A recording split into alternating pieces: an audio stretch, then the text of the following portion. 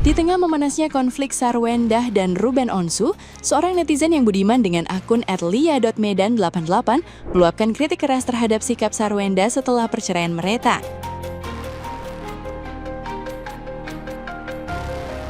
Ia menilai Sarwendah terlalu cepat melibatkan Giorgio Antonio dalam kehidupan anak-anak sebelum adanya ikatan resmi.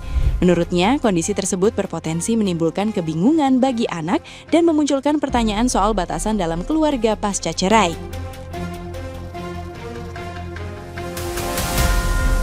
Netizen yang berbakti tersebut juga mempertanyakan status Giorgio yang kerap disebut sebagai CEO. Menurutnya, klaim tersebut justru memicu rasa penasaran publik karena belum terlihat jelas kontribusi maupun perannya.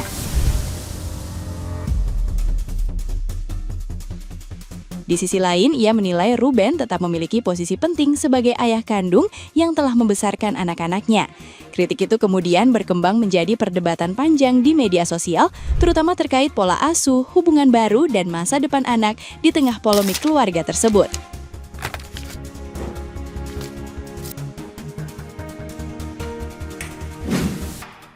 Aku juga ingin bersuara lah tentang si Ruben nih, ya, yang diperlakukan si Sarwendah dengan semena-mena gitu ya. Ya si Sarwendah ini dulu banyak kali aku tengok. Kenapa kau jadi kayak gini kau? Hah? Mentang-mentang kau mendapatkan laki-laki yang menurut kau ada paten kali? Iya. Kalau paten, kenapa dia masih tinggal di rumah kau? Pacaran kalian pun udah ngeri kali aku tengok. Udah kayak laki bini, ya baru menyatakan tunangan ataupun baru kasih cincin aja. Udah serumah-rumah, aku tengok, udah kau bawa ke kamar, udah kau bawa anak-anak kau pula memijak-mijakkan badan si jantan tuh, ya. Kau bilang pula di depan umum kau nyatakan dia cong, kau nyatakanlah dia ndrir dan segala macam gitu ya. Nggak boleh kau kayak gitu. Ingat kau dulu macam mana, ya. Bukan cantik kali kau dulu. Kawin sama dia, kau cantik terawat kau. Artinya dia sukses, ya. Menafkahi kau, batin dan lahir dan batin. Ya, kau bilang dia cong. Jadi anak kau tuh dari mana? Dari bayi tabung. Kalau bayi tabung dari dulu lah kau gembor-gemborkan bayi tabung. Bayi tabung itu kan mahal. Nggak mungkin kau nggak bersuara tentang bayi tabung tuh. Ya, banyak kau cerita kau. Ya, seolah-olah kau tuh yang paling cantik, yang paling hebat, kau bisa mendapatkan laki-laki yang rasa kau udah ganteng kali. Untuk apa ganteng? Kau nggak bertanggung jawab. CEO apa dia? Malu lah.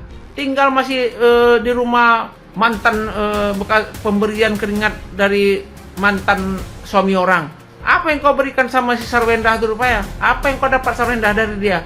Ya, aku nggak suka sama orang yang lupa kulit, kacang lupa kulit nih kayak gini. Ya, nggak ada malunya kau ya. Kau bilang mantan kocong. Yang kau dapatkan ini apa? Hah?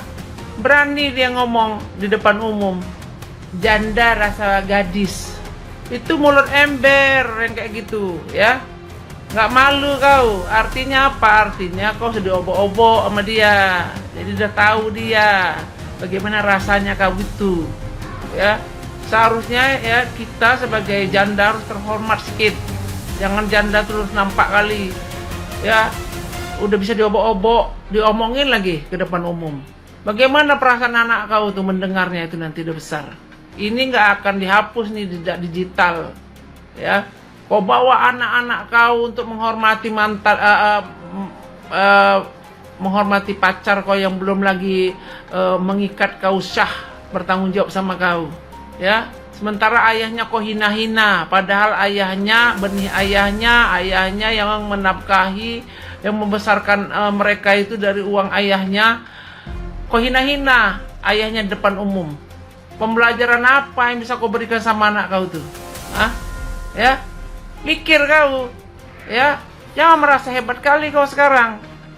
Sampai dia dulu masih kalian berumah tangga memberikan nafkah sama kau sampai 200 juta lebih per bulan, belum lagi anak-anaknya. Ya? Sekarang mau kau kata-katain seperti itu. Ya, artinya kau memang manusia nggak berterima kasih lah kau nih. Menurut aku, ya. Ini menurut aku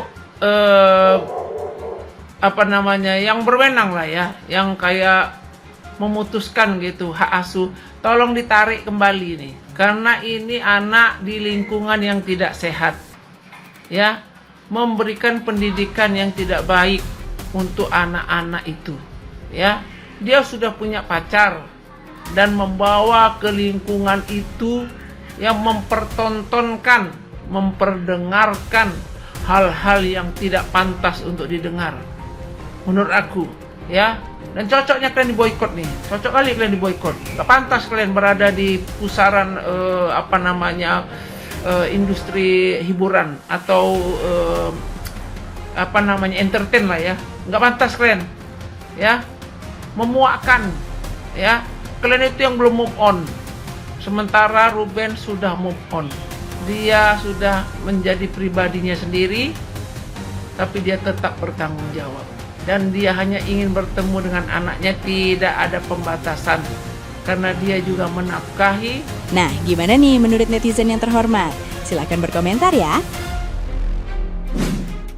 Emang karirnya dari dulu udah hancur. Aja dilepas dari grup-grup, bukan sekarang yang hancur karirnya dari dulu. Kalau sekarang mah dia cuma live doang. Sekarang apa lebih hancur sayang?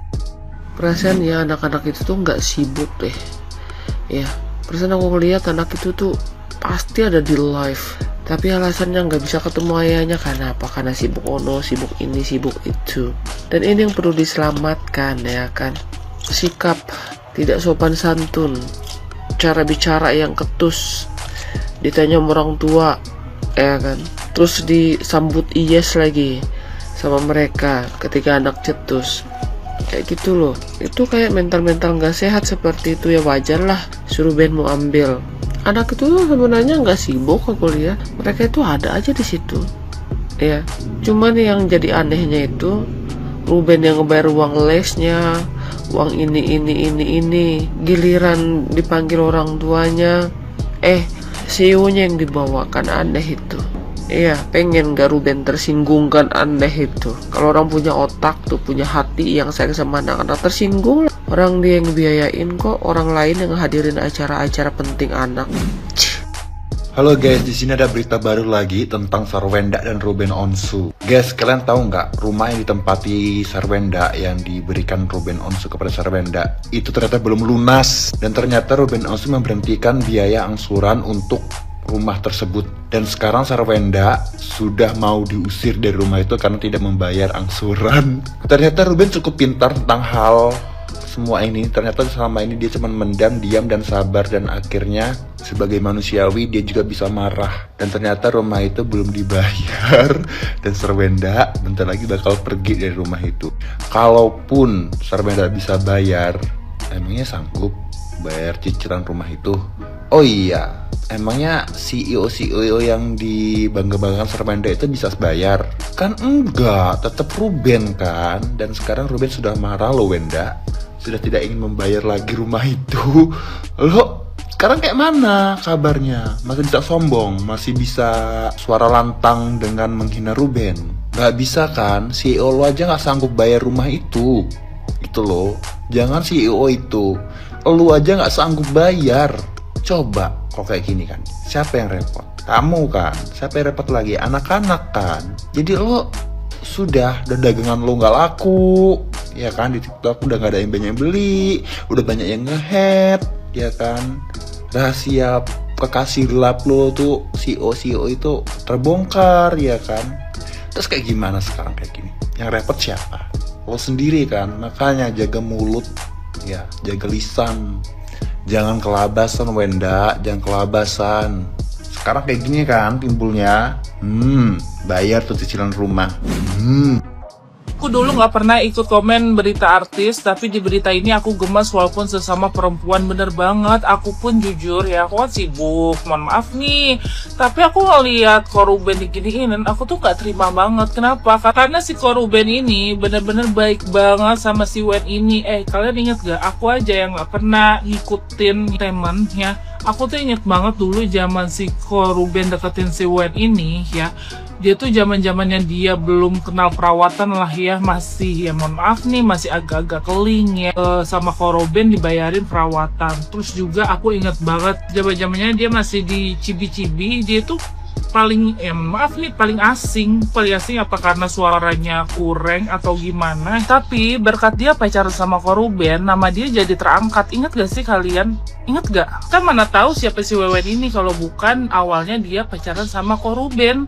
Terus yang lebih menjengkelkan lagi, dia ini kan masih terima uang dari Ko Ruben ya. Harusnya dia berusaha untuk menjadi ibu yang baik. Gimana caranya minimal ya, misalnya anaknya nih underestimate sama Ko Ruben. Dia gimana caranya mau buat anaknya yang tadinya sayang sama Ko Ruben jadi tetap sayang. Jangan malah ya, dia sudah pisah dengan Ko Ruben, dia malah membuat anaknya yang tadinya sayang malah nggak sayang sama si bapaknya. Kan itu udah keterlaluan, paham gak sih? Intinya anak nggak mungkin bersikap seperti itu, berlaku seperti itu kalau bukan karena ajaran ibunya. Apalagi kan katanya anaknya tinggalnya sama ibunya. Harusnya si Wewen ini mencontohkan gimana caranya menjadi ibu yang baik di depan anaknya. Yang pertama, dia jangan membawa atau orang yang bukan muslimnya ke dalam rumah. Even menurut dia ini hanya sebuah profesional pekerjaan aja, tapi tetap aja nggak etis ya.